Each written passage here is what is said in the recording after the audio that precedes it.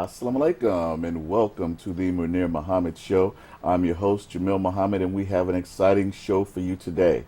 But before we get into today's interview, I want to remind you to please follow us on our social media platforms, which includes Facebook, Twitter, and Instagram. And always click on our YouTube page, that subscribe button, so you can be notified whenever we post a show. And also, brothers and sisters, visit us at the Crow website, www.croe.org. Keeping with our theme of always providing relevant content, brothers and sisters, we know that many of you in our viewing audience are transitioning as your children have started school, many of which are conducting remote learning. And so one of the things that we wanted to do was kind of gather some feedback from the different stakeholders. When I say stakeholders, I mean teachers, administrators, and even parents, and see what that's like. And so I'm very excited today to be joined by a guest who has two sons that are currently in a remote learning environment. Please welcome to the show, Zeinia Albakri. How are you today? I'm well, thank you. Thank you for being on the show with us. And it's always important to get the perspectives of people as they go through these experiences, because we see a lot of things on television. We know that it has to be difficult, but thank you for coming in, just sharing some of your experiences with us. First of all, tell us a little bit about your sons and what grades are they in and things of that sort. Okay, I have a 13-year-old who just started 8th grade. Okay. At a Chicago public school. He's at a school that has what's called an academic center. So it's originally a high school. Okay. And they have a lot of advanced learning that they do. Okay. I also have my 4-year-old who just started school for the first time. So he's new to school. So he started pre-K3, pre-K4, I believe it is what it's called, at a school that teaches a primarily Spanish-speaking curriculum. Okay. Well, now you have two extremes, I think. You have your oldest son who's excited about 8th grade and what's to come from that, and then your younger son is just really being introduced into that environment. And so tell me a little bit about the preparation as far as communications, how you had to prepare for this remote learning environment. Okay, so for my 13-year-old, it was critical for us to get him set up with his own space. So I have an office because I work remotely as well, but we couldn't share my office space. So we set him up with a desk. He has his own monitor, and we had to get him what he would call a functional computer. So it doubles as a tablet. It has a camera, working camera, because of course they need to be seen during class to get credit. So it wasn't too much of a challenge because we started getting things for him once pandemic hit, once quarantine. We started to quarantine. And he was, they went to remote learning last year too, right, for a while? This year, earlier this year. Right, okay. Yes.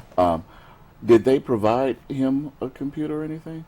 So, yes. Okay. The schools do offer, and they have a variety of different types of laptops and tablets that they give, because I listen to my sisters and my nieces, and they get all different kinds of devices. Okay.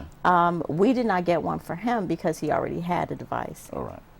But for my little one, I did have to make arrangements to go to his new school and pick up what's called a Chromebook for him. It's a little miniature laptop, and it functions very well.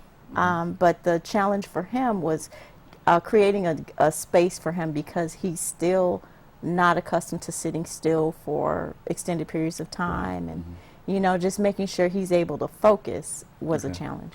Let me ask, with that, as far as being able to focus, what adjustments, and I'll start with the 8th grader, your oldest son, as far as challenges or things that what has his adjustment been like to learning in this remote atmosphere? For him, I don't think there was a lot of adjustment that he had to make, because he is so independent, and he's very capable of doing things on his own. He does not require a lot of assistance. So the only transition I think for him is really not being able to interact with his friends. So I think that took a toll on him. So they found a lot of creative ways to still have fun with each other, although they're not in each other's presence. For the little one,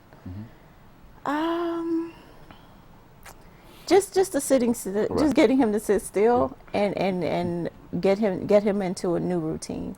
Now, to put that into context, because you work remotely too, you have responsibilities. Your younger one probably needs more attention and focus when you're doing that. But do both of them go to school throughout the entire day, or what's the hours as far as? So that's a great question. So for my older son, they do have class throughout the day. They have certain subjects on certain days, I think like Mondays, Wednesdays, Fridays, but then on Wednesdays, he has all of his classes on that day. For the little one, he only has 3 sessions a day. He has a morning check-in at 9 a.m. He has 12 p.m. gym, and then he has a 2:15-hour school session where they learn. They do learning activities. What has that been like for you? And I want to say, you know, that you do have a support system, but you are a single mother, you know, live with you, and so it requires a lot of your time. And so what has that adjustment been like for you to provide them, to create the proper environment and give them the support that they need? Well, yes, as you mentioned, my village is there and strong, so I appreciate all of them very much. But we had to get school supplies. I've had to purchase, as I mentioned earlier, a desk for my older son and monitors, and then for the little one, I had to get a desk for him for home, because what I did in preparation as well, I took off that first week, last week I took off work so that I could be fully focused on them and getting them acclimated to their new remote learning environment. What about, you know, we hear a lot of people talk about the bandwidth of internet service, and so I know that in some places it can be hard for connections. What has the connection been like? Have they been able to really have any interruptions or disruptions? Well, in general, it's been pretty good. We did have one issue with my little one last week, but overall it's been pretty consistent. But when I work from home, it can be kind of spotty. But one thing that I do appreciate is that the Chicago public school systems have offered the option for people to get free internet service where they need it. So I thought that was really good to make sure everyone is capable of remote learning. Do you, because, you know, I know that there's discussions about what the future may hold, but how do you like the setup just having them there? I mean, how are you feeling about that? I know it probably has its pros and cons, don't get me wrong. It does. I enjoyed being their primary influence. But at the same time, having access to me that much causes a little, it's a distraction for me when I'm doing work. You know, so even with my 13-year-old.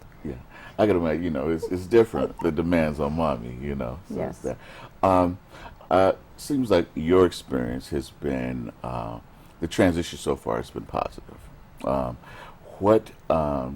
Tell me, as an 8th grader, you know, this is probably getting feedback from your son. This is such a milestone year, you know, for him. Is there disappointment? I know that he misses his friends, but does he miss any other aspects of the 8th grade experience? I mean, is he talking about that, or, you know, it just hasn't been a topic of discussion? Not so much the actually physically being in school or having to catch, because he catches a school bus daily. So I don't think he misses any of that. I think he really enjoys being able to kind of roll out of bed, essentially, and start school if he wanted to. It's just a matter of maintaining his other routines, you know, because you can get very comfortable in that environment. But no, he's a pretty laid-back kid, so he has not complained very much about anything. Thought about that. That Chicago winter will be here soon. So you know, remote learning might have its place with that. Mm-hmm. You know, we look at if there was the demands of your responsibilities at work and things like that. Are there things set up with CPS if you had a student that needed assistance with the homework or tutoring in certain classes? Have you all been given information on that? They have. Mm-hmm. I have a little dissatisfaction with the timing of information when it came out. Yes. But yes, they have given us, they've like kind of over inundated us with information. So they do have options for kids to go to different sites and locations to be monitored, but not assisted with their work, so that they can be socially distanced if you need to be away from home or be away from your children for work. How has this pandemic and this remote learning environment affected the process of selecting a high school to go to? Where are you in that process, or how is that going, or what was that process like? Well, luckily, he attends a school where he can transition automatically into the high school if he chooses to. But they did send out a communication about how they're going to proceed with the selection process if you want to test into a different school. So I'll have to get up to speed on some of that if he wants to do that. But at this point, I think he's going to stay put. Okay, all right. His mom's alma mater, so. That's where he is? Yeah. Oh my God. Those of you, can I say it? Yeah, that's all right. When the Young Dolphin, right? That's right. Yes, ma'am. Okay. So with that being said, the transition's going well so far. I know it's early. But what initial anxieties or concerns that you have with this process leading into the school year? I really had a concern that it was going to require a lot more of my attention and effort than I really would be able to give it, given I'm working remotely as well. But surprisingly, the teachers and the curriculum has been such that I have not been required to really put a whole lot of effort in. With the little one, I actually enjoy sitting in on his sessions, his school sessions, but because his main learning session is really only an hour, I can carve that out in my day. If he's home with me, I can make time for that. So right now, it's working. I've read articles, and granted, none of them were CPS, so I want to say that none of those were CPS teachers, but there was friction in some locations where teachers had concerns about the parents sitting in and observing some of the things, saying that they were interfering and things like that. So having access like that, how do you fight the temptation from, interjecting? Because it might require some discipline on your part. It does, but because they're 4-year-olds, I think they want us there. I think they would prefer to have us there. Okay. I try to separate myself from his learning, but I want to make sure he's learning, he's getting something out of it. So I might help him, because most of the curriculum that my 4-year-old learns is in Spanish. Okay. And I understand Spanish, so I can help him with words and understanding. And that's what I do. And his teachers, they love it. So far I haven't gotten any complaints. Well, how does that work for him? Because I know that, kindergarten is a time for the children to gain a little bit of independence, that kind of thing. And so now he's still there with you, so is he able to focus on the curriculum and separate you, from that yet? Yes, because he is his own little man person. But no, it's set up so that I don't necessarily have to be involved. I don't. All right. You don't have to, but no. I get that. So I'm pleased to hear about your transition and how that's going. I know you have friends and family members. Have their experiences been similar to yours that you've heard? Similar, but as you know, parents, they adjust. Yes. We adjust. Yes. We do. We have to for our children. And we want the best for them. We want them to benefit and we want them to succeed. So I've heard different stories, like a lot of people have different start times for their children that are, some of them are really early, and that creates a challenge for them.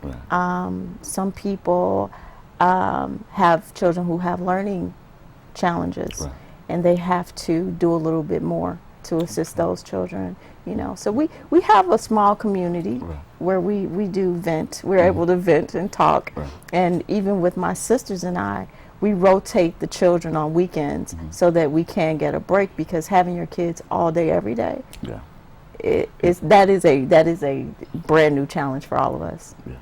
You know, one of the things that I'm curious about is, you know, prior to COVID pandemic, I know that over the years there was a lot of concerns about parents not as being involved in the teacher relationship and participating.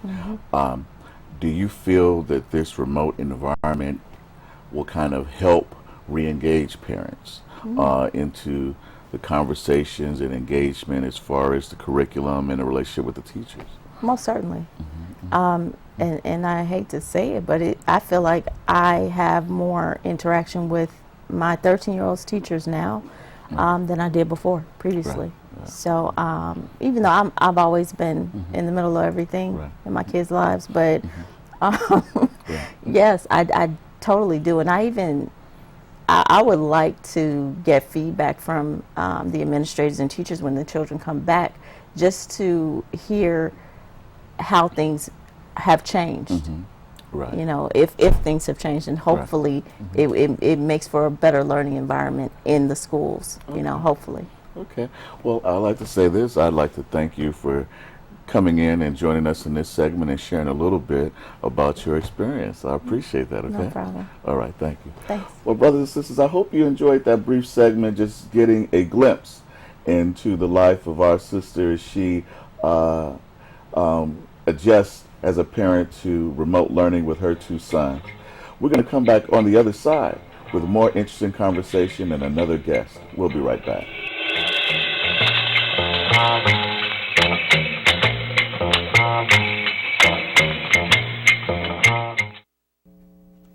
The Munir Muhammad Show is brought to you by ComEd. For tips on managing your energy bill and helping the environment, call 1-800-EDISON-1 or visit ComEdCare.com.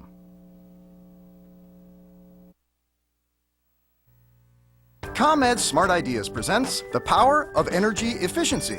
Altogether, you have saved over $700 million, all because you took part in our energy efficiency programs, like our central AC rebates, fridge and freezer recycling, and lighting discounts. The small changes you've made to be more energy efficient really add up. The math is easy.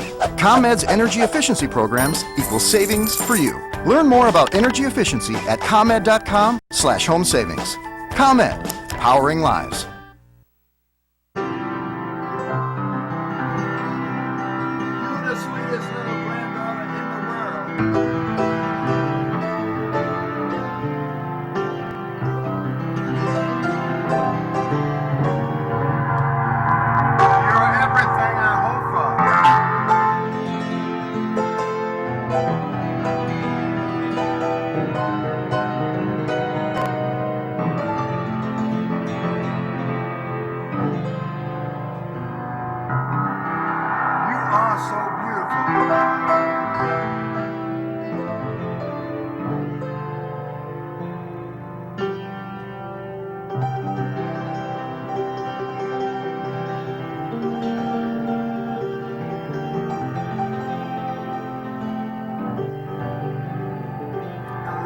I love you, Emma.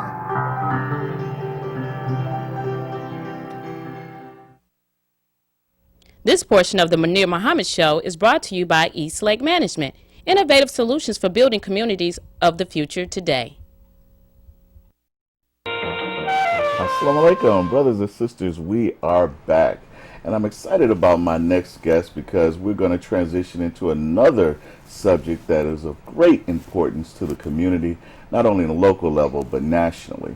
And I am excited to be joined by the 5th Ward Alderman in Evanston, Alderman Robin Rue Simmons. Welcome to the show. Thank you. Thank you for having me here. I appreciate you being here, and I'm so excited to have you here because as a black man, you know, very conscious about the plight of our people, you know, so many decades for the longest, you know, talking about reparations, at least how to get the conversation started. And then, lo and behold, I see in Evanston that an ordinance or a bill was introduced about reparations, and it passed. You know, I think it was 8-1, and so I'm excited about that, and that's going to be the crust of our show. But first, tell our viewing audience a little bit about yourself and how you came to be alderman. Absolutely. So I'm a born and raised Evanstonian. 5th Ward is where I currently serve. It is our city's historic black community. It historically is where the red line map was. So by way of necessity, we built a very rich, vibrant, thriving black community, and I'm very proud to be from there. Over the years, things have changed. They closed our neighborhood school, and we had other issues of disinvestment, and our community is declining in population. So we once were in the high 20s, mid 20% in Evanston. We're 75,000 population is our town, and so we're down to less than 17% population right now. So we've had an exodus of the black community because of lack of affordability, lack of sense of place, not having access to information and education and living wage jobs.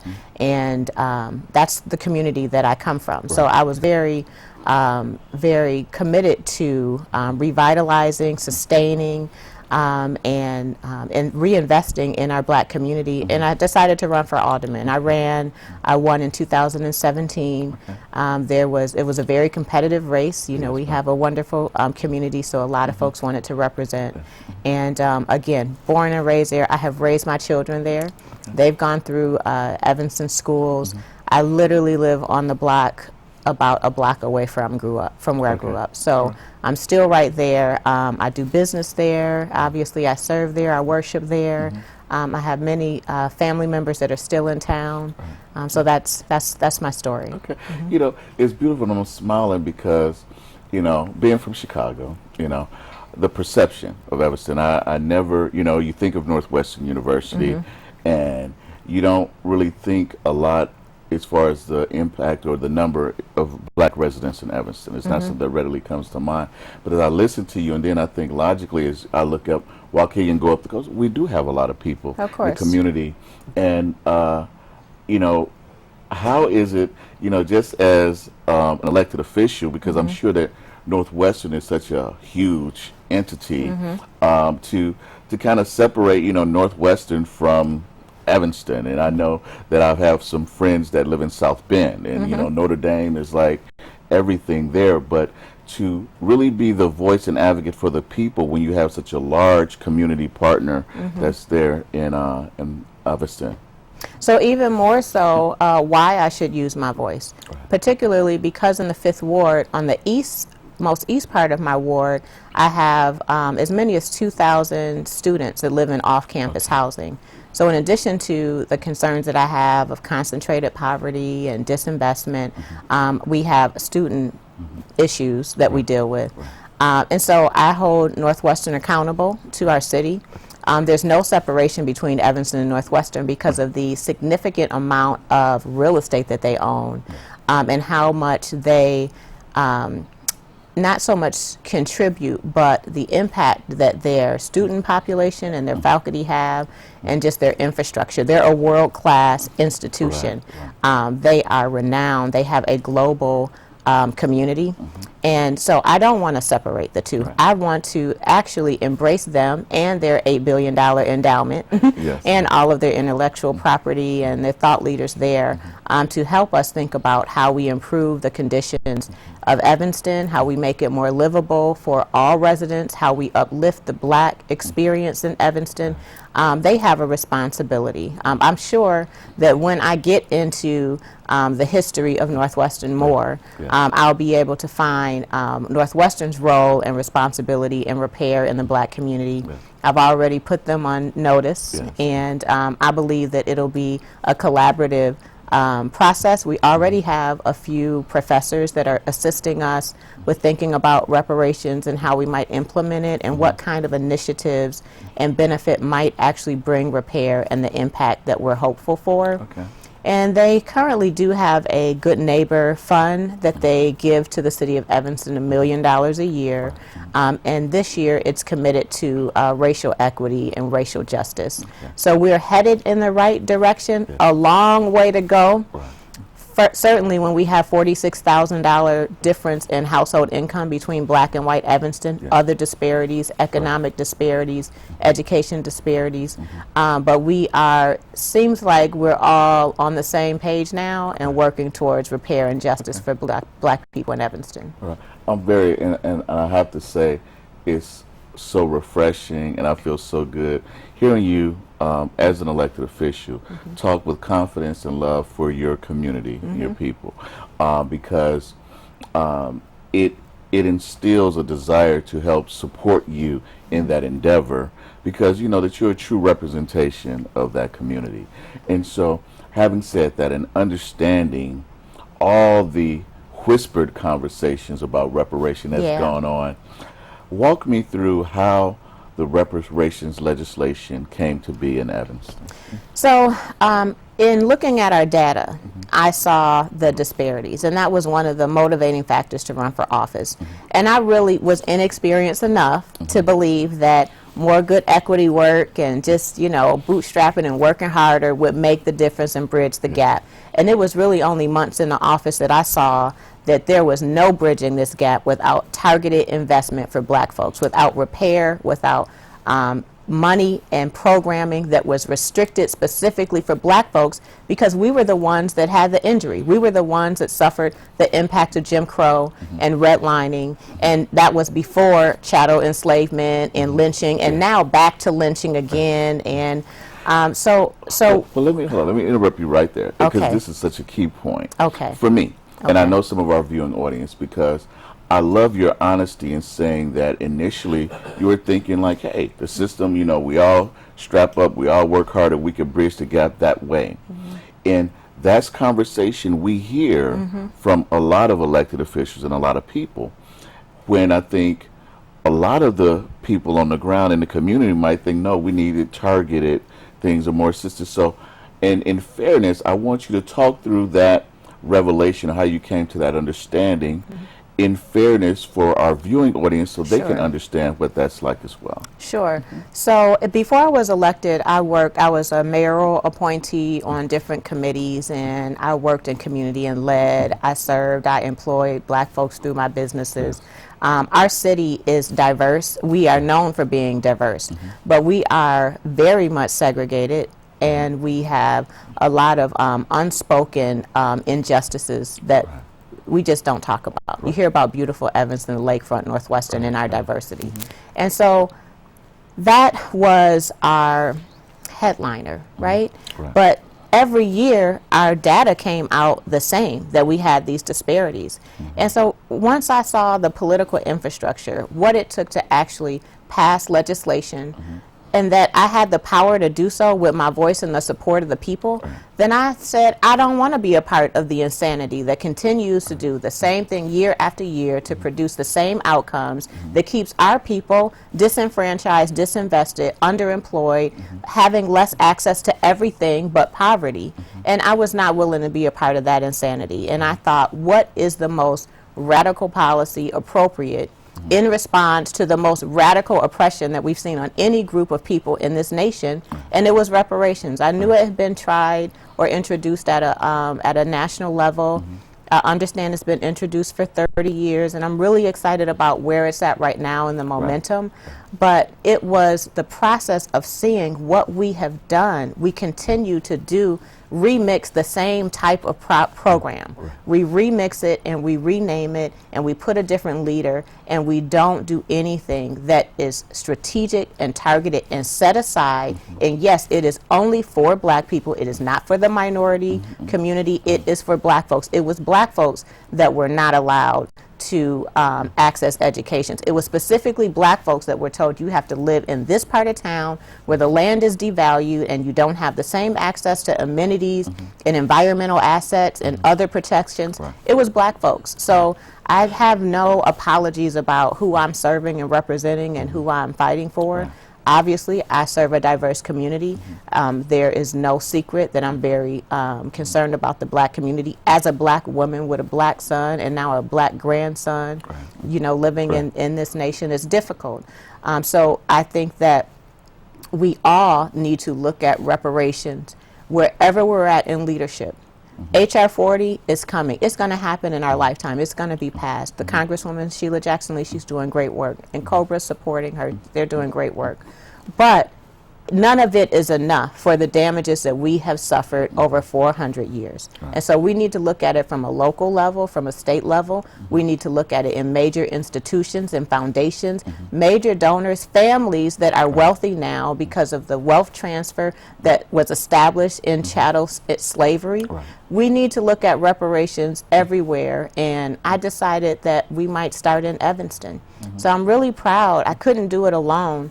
I was just, you know, bold enough to say it, and I took it to the community. The community led our process. I led this process with the community leading, and their voice was who determined what reparations should be for our people, how we might fund it, and who might qualify for the reparations. The community led that, and as folks and organizations are leading reparations, the injured community needs to be the voice, and they need to have say-so on the budgets. And so in our case, the community led it. I was the voice of the people.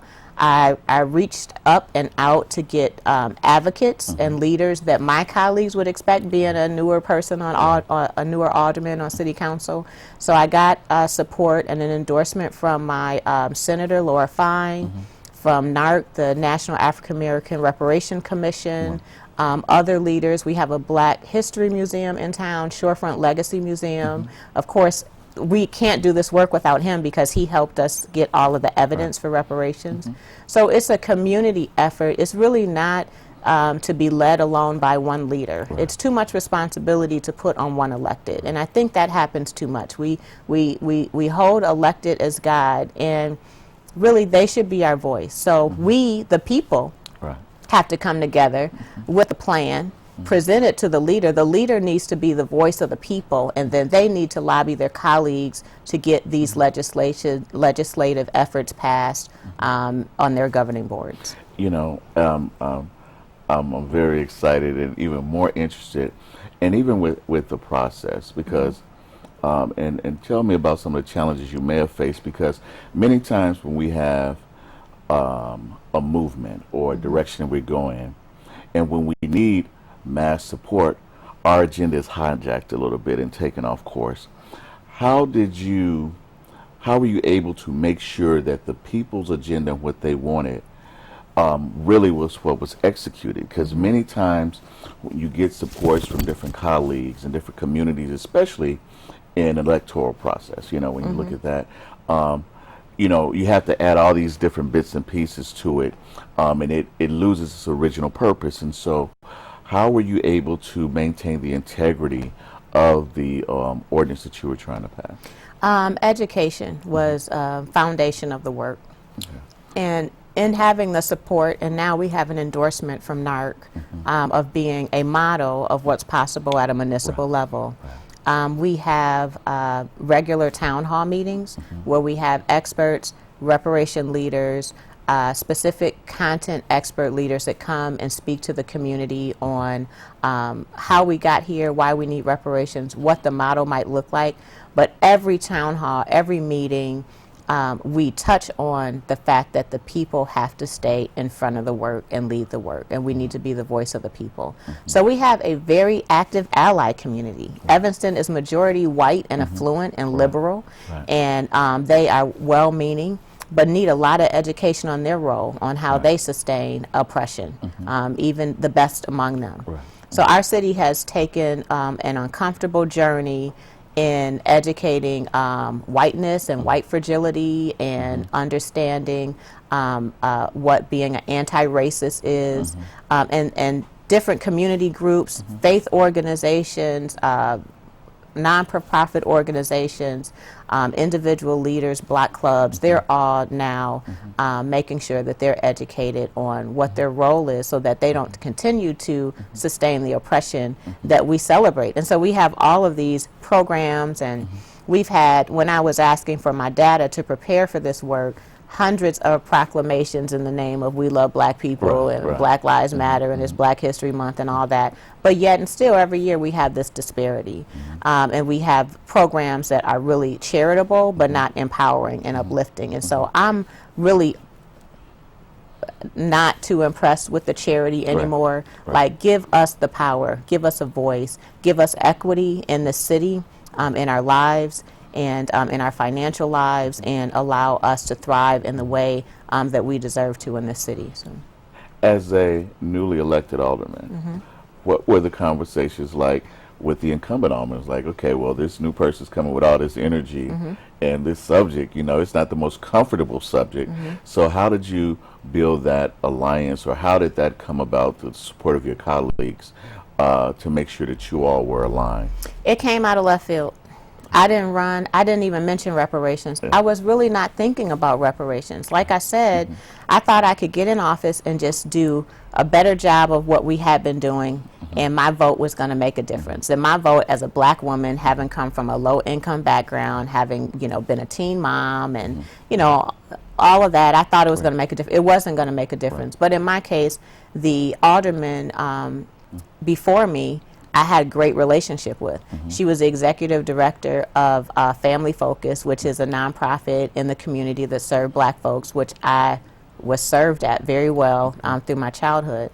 So she knew that I had some radical ideas and I was coming with a lot of energy. She was very much in support of that. She endorsed me. She, you know, supported me and advocated for me.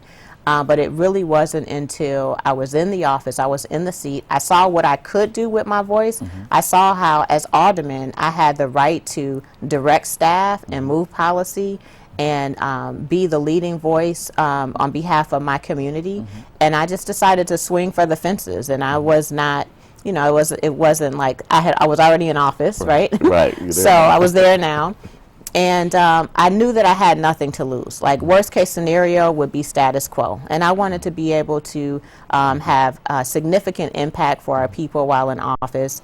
And I really started with the people. Once I had support and momentum, and I had hundreds of letters and emails of support, and I had leaders outside of our community, then I went to my colleagues and said, this is not just me. I am speaking and representing hundreds of folks in every one of your wards, not just mine. So in all 9 wards, all different income backgrounds, white and black and Hispanic, and leaders that serve our city say that reparations is due in Evanston. How do we advance this? And we passed it actually before all of this current civil unrest. It was in November of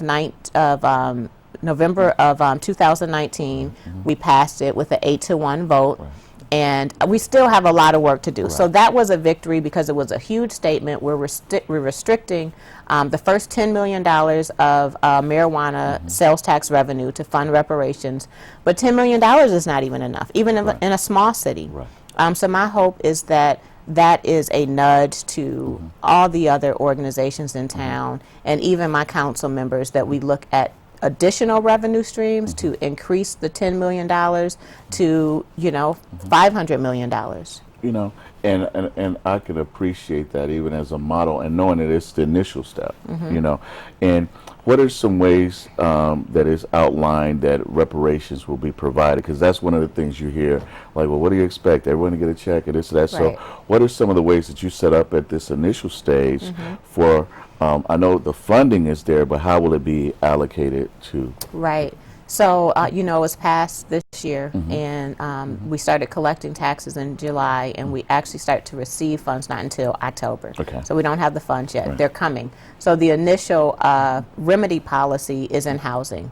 Much of our wealth was lost in housing. It's a great wealth building tool, any race. Right. And we have designated the first $400,000 of the $10 million for housing benefit, direct benefit to black homeowners. So to qualify, you have to have lived in Evanston between 1919 and 1969. There's some significant reasons why, or be a direct descendant of someone that has, or be able to prove housing discrimination. And there are many ways to prove that, and we're going to support our residents in proving that. So the initial remedy policy is $25,000 direct benefit to black home buyers or black homeowners that want to invest in their home, whether it be deferred maintenance, any type of improvement, taxes, pay down their mortgage. That is the first remedy policy. That's going to be partnered with a relationship with a financial institution in town that is working on a specific lending product and other financial products that are set aside for reparation recipients so that we can expand that benefit of $25,000. Again, $25,000 I would love to have, you know, to invest in my home. But again, it's not justice, but it is a start. And because the revenue is coming in over, you know, fiscal calendar years, we have to roll out the program in that way. Okay. Let me ask you this. Your advocacy obviously extends beyond Evanston. That's where you're an alderman. That's where you grew up. It starts at home. But you've spoken and advocated on this on larger platforms. So tell me what that conversation has been like as you've heard or maybe been involved with the desire to have similar ordinances and laws passed in different, on whether it's municipalities on a larger scale.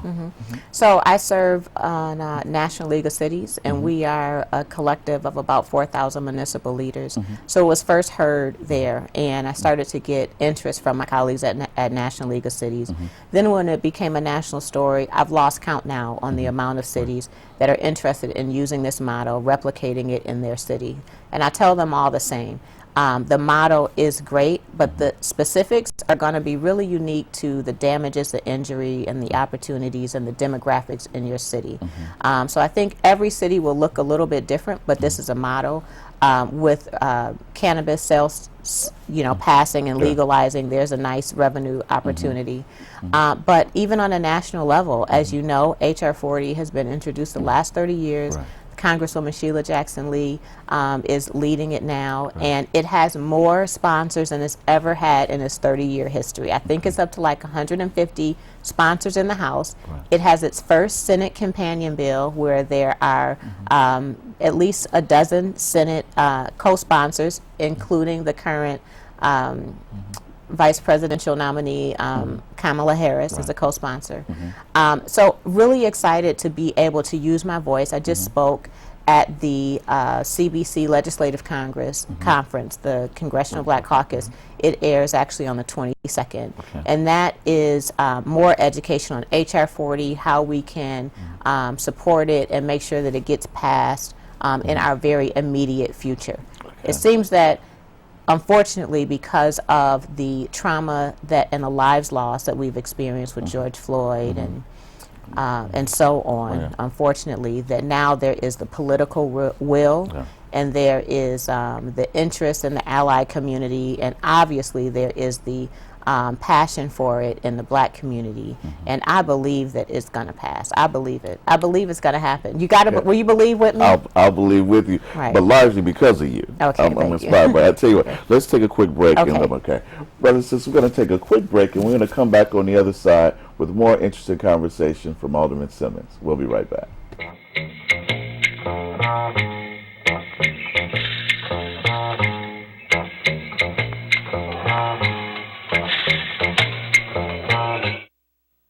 This portion of the Munir Muhammad Show is brought to you by Ariel Mutual Funds, where slow and steady wins the race.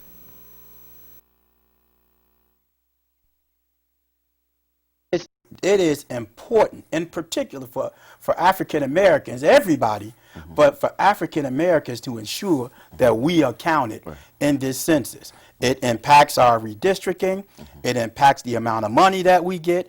And it has a profound impact on educational issues. Socrates said this a long time ago. He said, if you always do what you've always done, you're going to always get what you've always got. That's the definition of insanity. But hold on. I got a deerism, too. That means I made it up. Yes, sir. In order for you to get something you never had, you got to do something you never done. And this is where we're at in 2020 with this census. It's time to do some stuff we never done. Eat and Run Chicken and Fish has the only chicken you can reheat and eat. It's good as mother's and better than the others. It is the chicken even mothers love. We've been serving the community for over 30 years. We cook with 100% vegetable oil and are open 7 days a week, including holidays. We're located at 87th and Hermitage. Contact us at 773-429-1812 for your takeout order, or let us provide all your catering needs. For the best chicken of your life, it's Eat and Run.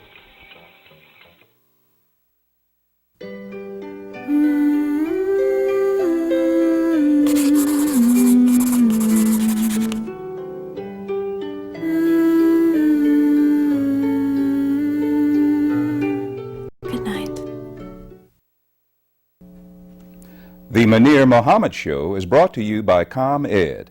For tips on managing your energy bill and helping the environment, call 1-800-EDISON-1 or visit comedcare.com. Assalamu alaikum, and brothers and sisters, we are back continuing our conversation with Alderman Robin Rue Simmons. Now, I want to talk to you about this. We know on a national level that there's a lot of momentum and interest in the national elections. We've talked about the reparations ordinance that passed in Evanston. What would you consider the next steps to be? How do we maintain this momentum, the involvement of the community and of the people to continue with this? What are some of the next steps you'd recommend? I'll speak hyper-locally because that's where my leadership is, and then I'll speak nationally. So we have to stay united in one voice. We have to stay united on the collective uplift of our people, and all the minor details. Let's talk about that offline and really prioritize advancing reparation, because if we are united and if the ally community can see how our strength in numbers and see our power in one voice, then we could really advance this. If there's too many avenues to divide us, then that's going to be an opportunity that's used to not prioritize this work. Even in my case, when we came into our budget discussions, it was introduced, now whether it was the city manager or someone else that directed her, that we wait on reparations until maybe 2021 or another year because of COVID and other emergencies, and we not do reparations. Reparations now more than ever because of the disparate impact of COVID, not only in us receiving COVID, but also in the financial devastation. So just unity and one collective voice is really the answer at a hyper-local level. I would say the same at a national level. We might have our differences and disagreements and methods and application, but we all agree on repair. And I think that we stay united. We support our elected leaders. And as an elected, I know what it's like to be at the dais fighting really hard for our people, and everybody there is concerned about trees and bees or beaches or something like that. And I'm saying the people want this, and there's no people there. So the next thing that we should do as a people is support our elected leaders, support your local, your aldermen, your county elected, your state, support who is in Congress there to be our voice, hold them accountable, embrace them. You know, let them know that they have soldiers that are local and that they can be a voice in their offices of leadership. I'm glad that you mentioned support, and I speak of this a lot on the show. I work very closely with elected officials. I have them on there and talking about what support looks like, because especially in our community, we hear about this campaign to vote. But I say that if you vote as a single person, you vote and then don't do anything else until the next 4 years other than vote, then you're selling that short.